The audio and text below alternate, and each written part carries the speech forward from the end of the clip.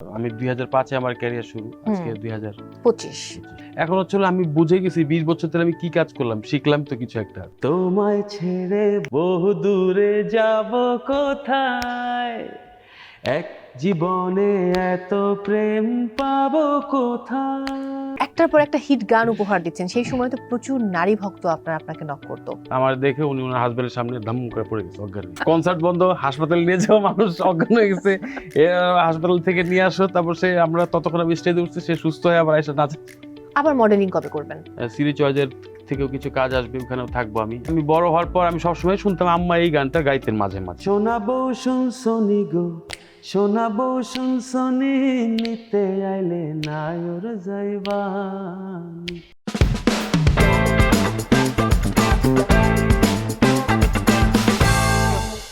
দর্শক সবাইকে ওয়েলকাম করছি আইসিসিএল প্রেজেন্স টিবিএস স্পটলাইটে। সঙ্গে আছে আমি মৌসুমী মোর, আমার সঙ্গে যিনি রয়েছেন দর্শক, তার এক জীবনে তিনি আমাদের মাঝে এমন মায়াজাল বিছিয়েছেন যে তার মায়া কণ্ঠ শোনার জন্য আমরা সোনাবউ থেকে শুরু করে আমরা প্রত্যেকে বাতাসে কান পেতে থাকি। এবং সেই মানুষটি দর্শক তার প্রিয়তমাকে ভীষণ ভালোবাসেন, এবং আমি শুনছিলাম তার প্রিয়তমা তার জন্য তৃতীয় অতিথি পৃথিবীতে আনছেন। সেই গল্প হবে তার সঙ্গে, এবং তারও অনেক গল্প রয়েছে দর্শক। গ্যালারি ভর্তি দর্শক তার জন্য অপেক্ষা করে থাকেন কখন তিনি তার গর্জে ওঠা কণ্ঠে বলে উঠবেন জ্বলে ওঠো বাংলাদেশ। আমাদের সঙ্গে রয়েছেন আমাদের ভালোবাসার আরিফিন রুমি। হ্যালো, কি খবর? কি খবর, কেমন আছেন? খুব ভালো আছে, আপনি কেমন আছেন? খুব ভালো।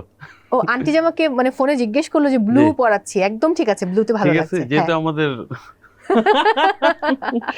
ওকে ওকে, কোনো ব্যাপার না। বাট এই যে মায়ের যে টেক কেয়ারটা, আমি মাকে দিয়ে শুরু করতে চাই, কারণ আমার খুব মজা লেগেছে দর্শক যে আজকে তিনি আমাদের এখানে অতিথি হয়ে আসবেন টিভিএস এ। সো আন্টি ফোন করে জিজ্ঞেস করলেন যে মৌ, ব্লু কাপড় পরাবো নাকি কালো? তা বললাম যে আন্টি ব্লু পরুক। মানে মজা লাগছিল যে মা এখনো সেটা জিজ্ঞেস করে। আসলে আমি ডিসিশন আমার ওনারাই বেশি নেয়। হয় কি যে আমি কাজে থাকি, কাপড়টা গুছায় রাখেন মাই, তো আমার ওই প্রসেসিংটা এখন ওইভাবেই আছে আর কি, যে তুমি বাইরে যাবে ওর জন্য কি কি রেডি করবো জিজ্ঞেস করে সবাইকে কি অবস্থা, কি কস্টিউম। আমি ব্লেসড এই ব্যাপারটাতে একদম। এবং এই যে মাঝে সব জায়গায় যান, আজকেও এত দেশের মানে কি বলবো, ঢাকা শহরে আজকে এত জ্যাম, তার মধ্যেও কিন্তু আন্টি আপনার সঙ্গে এসেছেন। জি, চলে আসছেন আমার সাথে। একদমই তাই। আমি একটু মায়াজাল দিয়ে শুরু করি। জি, মায়াজাল নিয়ে অনেক ভালো ফিডব্যাক পাচ্ছেন সবার, জি, এবং সেই প্রসঙ্গে কি বলবেন? মায়াজাল সম্বন্ধে বলবো আসলে প্রত্যেকের কাজই প্রত্যেকের আসলে অনেক ভালোবাসার জায়গা থেকে প্রত্যেকে করে থাকেন, কিন্তু মানুষের ভালোবাসাটা যখন এটার সাথে অ্যাড হয় তখন ওই আর্টিস্টটাকে আমরা হিট বলি অথবা বলি যে পপুলার, রাইট? সো আমরা ওইদিকে তো ফেস করে এসেছি একটা টাইমে। আমার আজকে আমি 2005-এ আমার ক্যারিয়ার শুরু, আজকে 2025, 20 বছর। ইয়েস। সো আমি টেরও পাইনি যে এর মধ্যে আবার বলো অনেকদিন গানও gynae. So it's been long না। সো আমার মধ্যে ওই জিনিসটা এখন কাজ করে না যে একটা গান আসবে অনেক হিট হবে সবার চেয়ে সেরা, আমি এই ধরনের সরে গেছে এগুলা। আগেও ছিল না, এখনো নেই। ভিতরে থাকে না যে আর একটু কাজ করতে হবে বেটার। এখন হচ্ছে আমি বুঝে গেছি 20 বছর ধরে আমি কি কাজ করলাম, শিখলাম তো কিছু একটা, তো আমার জন্য সহজ হলো কাজটা করা। লাইক একটা মানুষ যদি 20 বছর কোনো ক্লাস করে, ও তো ওইটার উপরে থিসিস করে তো অনেক কিছু অর্জন করতে পারবে, জ্ঞান অর্জন করতে পারবে। সো আমিও গান থেকে অনেক কিছু শিখেছি। সো এখন কনফিডেন্ট লেভেলটা এরকম যে আমি জানি বিষয়টা, এখন শুধু ডিফারেন্ট ওয়েতে কিভাবে আর্ট কি, যে আমি একটা জিনিস আর্ট করতেছি। আমাদের গানটাও এরকম যে আমরা একটা সুর, কথা, মিউজিক এগুলোকে অ্যাড করি। এক এক সময় এক এক রকম, কাছাকাছি সব হয়, কজ কয়েকটা স্বরের বাইরে কোনো আসলে নোটস নাই, রাইট? সো শুকর আলহামদুলিল্লাহ যে এই মায়াজাল থেকে আমরা ওই যে টার্গেটটা করেছিলাম, যে আমরা কোনো ব্যবসা চিন্তা করিনি, যে একটা ভালো প্রপার একটা গান যদি শুনতে সুন্দর লাগে এরকম কিছু একটা হোক। তো এরকম চতুর্থবারে এসে আমরা মায়াজাল, এটা একটা আসলে নাটকও বলবো না, এই রাজমামার যে টেলিফিল্মটা তোমাদের গল্প, এটা টেলিফিল্মও না, এটা ইউটিউব ফিল্ম। লাইক 50 মিনিটের নাটক হয়ে যায়, 45 মিনিটের নাটক হয়ে যায়, এটা 1.5 ঘন্টা। সো একটা ফিল্মের অর্ধেক। সো বলবো এটা একটা ইউটিউব ফিল্ম। সো আমরা ওইভাবে যত্ন নিয়ে বেশ 29টা ব্যাকগ্রাউন্ড স্কোর করেছি বিভিন্ন জায়গার জন্য, 29 বার। সো এই ভালোবাসাটা আমাকে একটা ভালো কাজ করার জন্য সহযোগিতাও করেছে, এবং মানুষের ভালোবাসাটা এখন আমি ফিডব্যাক নগদ দেখতেছি যে okay fine, this is very good. আর ফ্যামিলিয়ার যে বিষয়টা, সবারই আসলে পরিবার তো সবারই আছে, তো ফ্যামিলির ভিতরে ছোট ছোট দুঃখ থেকেই যায় সবার। আবার এই পরিবারের ভিতরে আবার কোনো কাজিনের সাথে প্রেমও হয়, সো ওই ধরনের কাহিনী আচ্ছা, আপনার নিয়ে আর কখনো কি। কাজিনের সাথে প্রেম হয়েছে? না, আমি তো কাজিন পাবো কোত্থেকে? আমাদের ও আমরা আচ্ছা। আমরা এরকম ফ্যামিলি যে বছরে একবার দেখা হইতো, তারপর আর দেখা হচ্ছে না। আবার যদি কাজিনরা থাকে ওদের সাথে আমি আমি আমার সাথে ওরকম ক্লোজ কারো আমার ফ্রেন্ড নাই। আমি বলিও মিডিয়াতে যে আমার একটাই ফ্রেন্ড আছে দোস্ত, নীরবকে কালকে রাতে বলতেছিলাম যে নীরব আমার ফ্রেন্ড, হুম। যে দেখ সবার সাথে আমার কলিগের মতো ব্যবহার হয় কিন্তু তোর সাথে আমার ফ্রেন্ডের মতো। So, আমার লাইফে একটাই ফ্রেন্ড নীরব। আর এছাড়া কার সাথে আসলে প্রেম আসলে ওভাবে ফ্যামিলি ভাবে আসলে ছোট আমার যারা আছে সবাই ওরা ছোট, তো স্বাভাবিকভাবে ওই অনেক প্রেম সিচুয়েশনটা তো হয়েছে বয়েজ জীবনে। স্কুলে পড়ছি তো কোত্থেকে অনেক প্রেম বয়েজ হবে। বয়েজ স্কুলের ছেলেরা গার্লস স্কুলের মেয়েদের সাথে বেশি প্রেম করে। আমরা আরো বেশি টাইট ছিলাম, এমন বেশি tight Muslim government high school, তার মানে হচ্ছিল you can do something like worst. So Okay. স্কুলের নিয়ম কানুন অনেক হাই ছিল, আমার টুপি পরে স্কুল। যখন একটার পর একটা হিট গান উপহার দিচ্ছেন সেই সময় তো প্রচুর নারী ভক্ত আপনাকে নক করতো। কোন একটা ঘটনা, মজার কোন স্মৃতি যদি আজকে আমার share করতে জীবনে পারেন। একবারই একটা ঘটনা ঘটছে, ওইটার পরে আর না কিছু না হইলেও চলে। কি ঘটেছিল? সত্যি কথা যেটা, আমরা দূরবীন ব্যান্ডে একসাথে শহীদ হ্যাঁ। ভাই, আমরা শুভ ভাই, হ্যাঁ। আইব ভাই, আমরা সব একসাথে একটা শোতে গেছি কিশোরগঞ্জে। তো একটা কাপল আসছে বাচ্চা সহ, তো জিজ্ঞেস করছে শহীদ ভাইকে যে রুই ভাই আসছে, তো শহীদ বলছে হ্যাঁ আসছে তো পিছনে। আমার দেখে উনি ওনার হাজবেন্ডের সামনে ধাম করে পড়ে গেছে অজ্ঞান হয়ে। ও মাই গড। আমি বুঝছি যে আল্লাহ, সত্যিকারের মানুষের অজ্ঞান হইতে পারে? আমরা সবাই শখ, তারা কনসার্ট বন্ধ, হাসপাতালে নিয়ে যাওয়া মানুষ অজ্ঞান হয়ে গেছে, হাসপাতাল থেকে নিয়ে আসো, তারপর সে আমরা ততক্ষণ আমি স্টেজে উঠছি, সে সুস্থ হয়ে আবার এসে নাচে। ও নো। তো এইটা আলহামদুলিল্লাহ, আমি এটা কি খুব বলবো, মজার এটা ছিল। আমার জীবন এরপর আর প্রয়োজন নাই। যে শুনছি মাইকেল জ্যাকসনের জন্য এরকম করতে, তো আমাদের 1% হয়েছে, তো একজন মানুষ পৃথিবীতে দেখাই দিচ্ছে আমাদের। হ্যাঁ। মানে এমন না যে আমি একা দেখতেছি চাবাজি মারতেছি, এরকম না, লাইক ফুল ব্যান্ড আমরা সবাই দেখতেছি। এটা ক্রেজ বলে সবাইকে, কিন্তু আমি বলি এটা ভালোবাসা। এটা তো আসলে কি ক্রেজ, অজ্ঞান হওয়ার মতো কোনো কাজ তখন আমি করি নাই। কয়েকটা গানই তো হিট হয়েছে, তো দেখলাম যে এইটা আসলে এবার সর্বোচ্চ একটা গান ছিল। না শুনলে আমার উপর দর্শক মনোক্ষুণ্ণ কোন হবে। গানটা শুনতে চাও? হ্যাঁ, আমার এখানে যারা রয়েছেন ক্যামেরার পেছনে এদের কিন্তু অনেকগুলো অনুরোধ আছে, আজকে আমি একটু Okay. বেশি গান শুনতে চাইবো। হ্যাঁ, আমার মনে হয় গাই এক আমি। জীবনী দিয়ে শুরু করি। এক জীবন, হ্যাঁ। হুম। এক জীবন তো সুমিতা সুভাই, দিদি হ্যাঁ, এবং ইয়ে। আসলে আমাদের শহীদ ভাইয়ের একটা গান। হুম। আর আমি আসলে সবসময় গানটাকে এমনভাবে ধারণ করি যে আমি তো নিজেও সিঙ্গার, এই গানটা গাইতেও আমার খুব ভালো লাগে, যেহেতু নিজের সুর। নিজের সুর করা। সো সবসময় এটাকে ফিল করি। লাভ ইউ অডিয়েন্স, যারা আপনারা গানটাকে পছন্দ করেছেন। অ্যান্ড থ্যাঙ্কস অনুরূপ দাদা, অসাধারণ লিরিক ছিল, আমার লাইফে টার্নিং পয়েন্ট একটা মিউজিক ছিল এটা। Thank you everyone. হো তুমি আমি কাছাকাছি আছি বলে, এ জীবন হয়েছে মধুময়। যদি তুমি দূরে কভু যাও চলে, শুধু মরণ হবে আর কিছু নয়।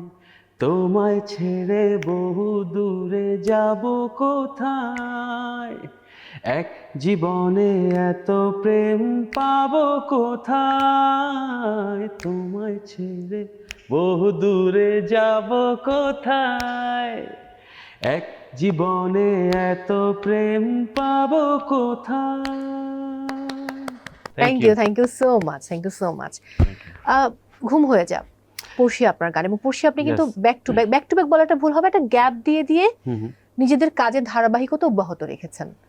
হ্যাঁ, আমাদের খুব কম কাজ কিন্তু হুম, আমাদের হুম। জুটিটা বেশ প্রশংসনীয়। হুম। যে হাবিব ভাই ন্যান্সির একটা জুটি ছিল, ওনাদের গান আমরা নিজেরাও কভার করছি, শুনতাম, স্টেজেও হুম, গাইতাম, হুম। বাহির বলে ভেতর বলে, আমাদের হ্যাঁ। পছন্দের গান আমরা শুনছি হাবিবের গান।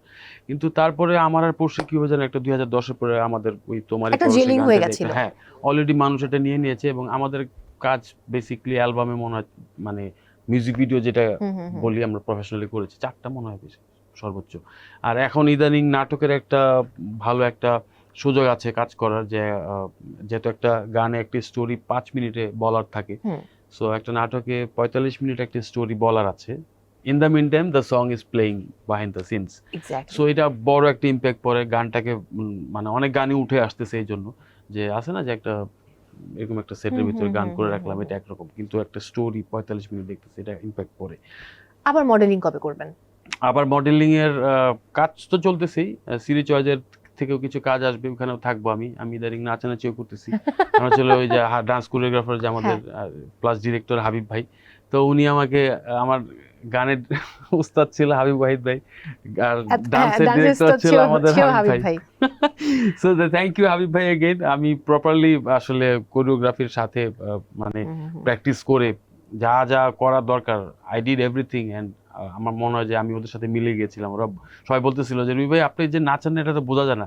তো আমি বললাম যে এইটি হয়তো বা আমাকে আজকে, নাহলে এই প্রফেশনাল ওয়ার্কটা করাটা তো এত সহজ না, আমি পারি না, আমাকে একটু নেন। এবার সেটা এরকম না, এই যে মডেলিং এ তো অ্যাক্টিং হবে। করতে হয়, সো হ্যাঁ। যদি কখনো অ্যাক্টিং এর সুযোগ আসে অ্যাক্টিং করবেন? আমি তো অলরেডি করছি, আমার ছোটকালে করছি, সেটা তো নাটক নাটকে। করছি। হ্যাঁ হ্যাঁ, আমি কিন্তু যদি বড় পর্দার কথা বলি, বড় পর্দা তো অনেক মানে ইনভেস্টের বিষয়, ওখানে তো অনেক কিছুর হিসাব কিতাব থাকে। আমরা এই জায়গায় ঠিক আছে, ছোট ছোট নৌকা এই পারে যাবো আর ওই পারে আসবো, ছোট দেশের ছোট নায়ক, এই স্টাইলে আর কি। তো আমাদের জগৎটাতে আমরা অনেক ফেমাস, কিন্তু যে আমাদের ভক্তরা দেখলে আমাদেরকে অনেক আনন্দ করে, ভালোবাসে, লাইক আমরা ওইটাতেই থাকি। আমি সারা জীবন কোনো বড় আশা করি নেই। যেমন আমি যাদের সাথে মিশি কাউকে বলি না যে আমাকে একটা গান করে দেন। আমি এমন হয়েছি যে যেহেতু গান কেউ করে দেওয়াটা টাফ, এটা একটা টাকার বিষয়, তো আমি এমন হয়ে গেছি যে আমি বানাইতে শিখছি, দেন আমি সবাইকে মাগনা মাগনা দেওয়া শুরু করছি আগে। সেটাতে আমার লাভ কি হয়েছে যে ওই যেই লোকটা পারতেছিল না ওই লোকটা একটা সুযোগ এসে, আর আমারও সুযোগ হয়ে গেলো একটা সিঙ্গারে যায় বলবো, সে কয় টাকা চাবে আল্লাহ জানে। এর চেয়ে ভালো সেও সুযোগ পাচ্ছে না, আমিও পাচ্ছি না, দুজন মিলে একসাথে। আমি কাজে শুভে কাজ করছি, তার মিউজিক আমি করে দিছি, আমার একটা সিঙ্গার প্রয়োজন ছিল, আমিও গাইতে পারতাম, কিন্তু আমি না আগে তাকে দেখা হয়েছে। যখন কাজী শুভর ভাইয়ের গানগুলো হিট হয়ে গেল তখন আপনার মন খারাপ লাগেনি? করেই তো দিছি আমি তো নিজেই জানতেছি যে জিনিসগুলো সুন্দর, এবং ডাক দিয়ে বলতেছি যে লাইক আপনার জন্য একটা গান বানাইছি। So that's why they loves me a lot, যে আচ্ছা এরকম ইনোসেন্টলি একটা মানুষ দিয়ে দিতে পারে গান, এই ওর ধর। এটা ভালোবাসার একটা জায়গা কিন্তু। একদম। এবার আবার গান শুনবো, বাতাসে কান পেতে থাকি। বাতাসে কান পেতে থাকি, এটা ক্রেডিট দিতে হয় শফিক তুহিন ভাইকে। শফিক তুহিন ভাই আমার আসলে অনেক লাকি একজন মানুষ, উনি আমার লাইফে। আর ন্যান্সি আপাকে ধন্যবাদ দিতে চাই, গানটা উনি গিয়েছিলেন। আর এই তো ভালোবাসা মুভির গান, এটা সিরি চয়েস থেকে আসছিল পরের দিকে অডিওটা আর কি।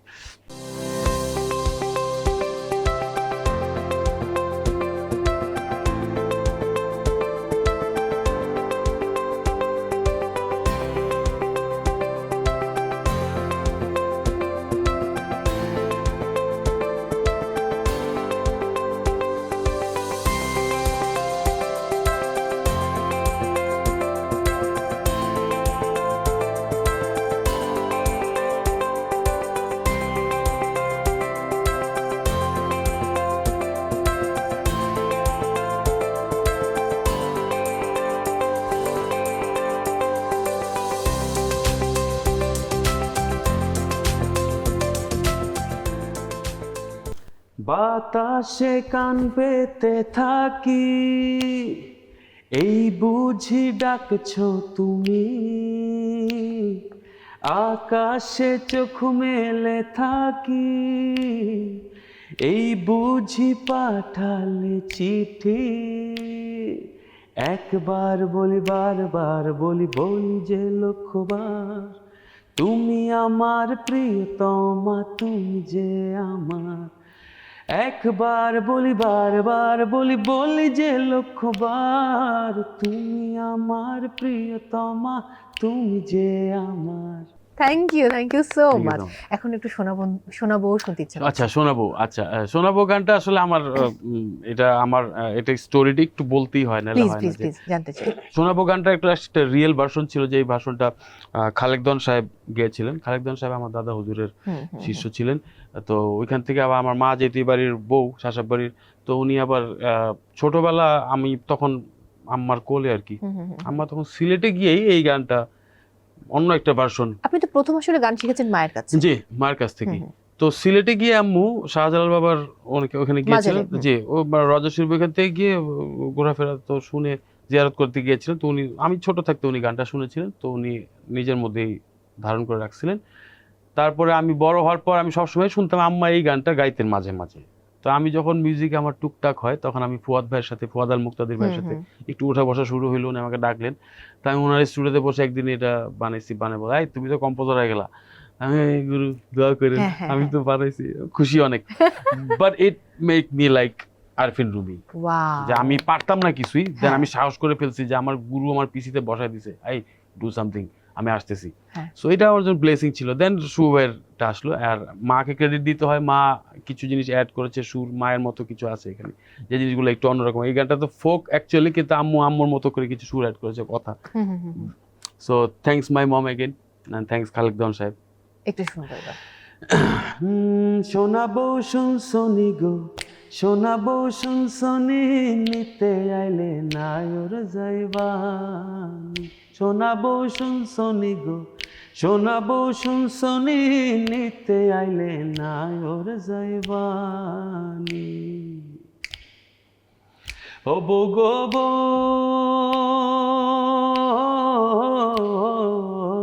ছেড়ে গেলে আত্মা জামাই, মাটির দেহের কিসের বড়াই, ফাঁকা দেহের বিচার করবে কে? আত্মার সাথে তোর প্রীতি দেওয়ানে কয় সজনী, নিতে আইলে নায়র যাইবানি। শোনাবো শুনসনি গো, শোনাবো শুনসনি, নিতে আইলে নায়র যাইবানি। Thank you so much.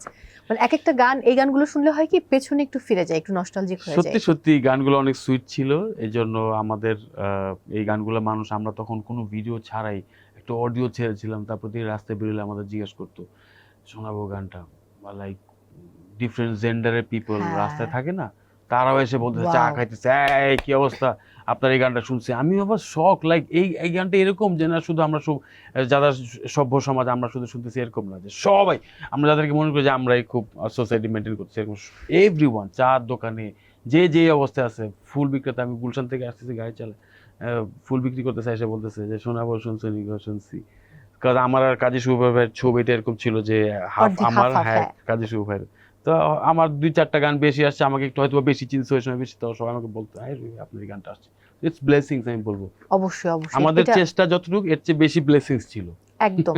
আমি এবার আপনার প্রিয়তমার প্রসঙ্গে যাব। জি, আমি শুরুতে বলছিলাম যে তৃতীয় অতিথি আসছেন ইনশাআল্লাহ, একটু যদি বলেন তিনি কেমন আছেন, আপনি কি যাচ্ছেন কিনা দেশের বাইরে নাকি তিনি চলে আসবেন? তিনি ভালোই আছেন। আর এই মুহূর্তে আমার তো থাকা উচিত ছিল, যেহেতু নিউ ইয়র্কে আছে আমার স্ত্রী এখন, তো থাকতে পারলে ভালো হতো, কিন্তু এটা তো একটা প্রসেসিং এর বিষয়, টাইমের বিষয়। আর সারা বিশ্বে এখন যে পরিস্থিতি, দ্রুত ভিসার সিস্টেমটা আমি জানি না কতটুকু এখন কি অবস্থা। আর সেও যেহেতু এখন রেস্টিং এ, তো স্বাভাবিকভাবে অ্যাপ্লাই করে দ্রুত নিয়ে আসার জন্য তো একটা মানুষের যাইতে হবে তার নিজের উপর। সো আই হোপ আমার সেকেন্ড বেবির মতো একই অবস্থা হবে। আমার ওইখানে যে তোমার শ্বশুর বাড়ির লোকজন আছে, আমার শ্বশুর শাশুড়ি এখানে থাকেন, তো তারা টেক কেয়ার করতেছেন তার। তো আই হোপ নানা বাড়িতে সুন্দরভাবেই তিনি নাম ঠিক করেছেন। যদি এত আগে আসলে নাম ঠিক করা হয়তো হয় না, আমি জানি না ঠিক। মানে আমরা জানতে পারবো কিছুদিন পরে যে হ্যাঁ আমি জানি, হ্যাঁ বুঝতে পেরেছি। Then we will decide. মনে মনে কিছু একটা রেখে দিয়েছি। বড় দুজনকে নিয়ে কি স্বপ্ন আপনার? কি স্বপ্ন দেখবো, বড় মানে তারা আমার চেয়ে বেশি ভাগ্যবান। কিভাবে? আমি যেভাবে আমার লাইফস্টাইল ছিল, আমি যেভাবে বড় হয়েছি, আমার লাইফস্টাইল ছিল একজন ব্যাংকারের ছেলে, সৎ মানুষের সন্তান, অনেক চাহিদা তার পূরণ হবে না, বাট তাদের সব চাহিদা পূরণ হচ্ছে, দ্যাটস ইট। দেন তারা আরফিন রুমির ছেলে, দেন ওদের তো অনেক কিছু, রাস্তায় বেরোলে আমাদেরকে রুমির ছেলে বলতেছে, তো যে যাকে রুমির ছেলে বলবে তার না খেয়ে কিচ্ছু হবে না, ট্যালেন্ট। দেন ওটা আমি যেরকম আমি আমার বাবার ব্যাংকের হিসাবটা নিতে যাইনি যে আমি একটু ব্যাংকার হইতে চাই, এরকম না, আমি আমার মতো একটা ওয়ে আসছে। সো আমিও চাই তাদেরও ট্যালেন্ট অনুযায়ী, নাহলে নামটা কেন নিবে মানুষ, তার একটা কারণে ভক্ত হইতে হবে। আপনার এখন স্টুডেন্ট সংখ্যা কত?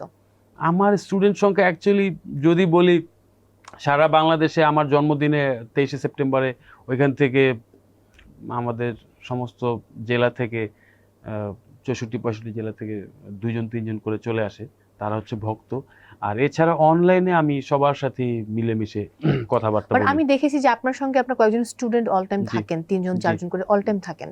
এটা কি এখনো রেগুলার শেখে নাকি শেখার পরে তারা আমার কাছ থেকে মন মানুষের কথা শিখতে আসে? আমি কাউকে এভাবে বলি না যে এইভাবে গিটার বাজাও। কিন্তু আমি দেখেছি যে আপনি গিটার বাজিয়ে তাদেরকে গান শেখান। আমি বাজাইতেছি, ও তুলতেছে, বাজাইতে পারে, আমি কোনোদিন বলি না যে এইভাবে বাজাও।